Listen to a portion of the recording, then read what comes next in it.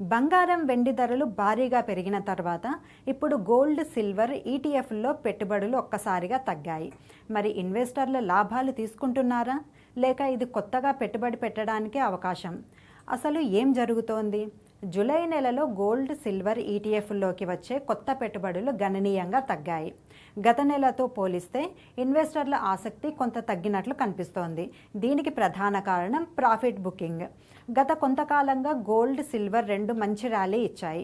దీంతో ఇప్పటికే లాభాల్లో ఉన్న కొంతమంది ఇన్వెస్టర్లు తమ లాభాలను బుక్ చేసుకొని బయటకు రావడం ప్రారంభించి ఉండొచ్చు. కానీ ఈటీఎఫ్ల్లో పెట్టుబడులు తగ్గాయంటే బంగారం వెండి కథ ముగిసిపోయిందని అర్థం కాదు. గోల్డ్ను సాధారణంగా inflation, global uncertainty, currency movements వంటి పరిస్థితుల్లో ఒక హెడ్జ్గా చూస్తారు.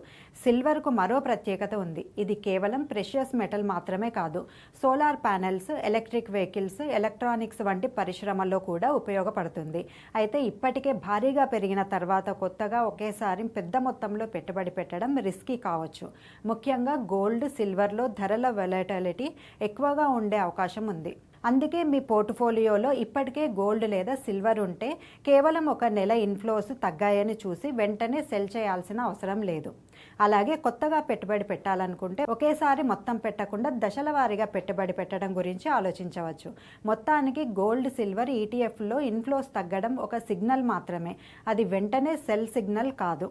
అసలు నిర్ణయం మీ ఇన్వెస్ట్మెంట్ హారిజాన్, రిస్క్ అపెటైట్, అలాగే మొత్తం పోర్ట్ఫోలియో అలోకేషన్పై ఆధారపడి ఉంటుంది. మరి మీరు ఏమనుకుంటున్నారు? గోల్డ్, సిల్వర్లో ప్రాఫిట్ బుకింగ్ చేస్తారా లేక ఇంకా లాంగ్ టర్మ్ కోసం హోల్డ్ చేస్తారా?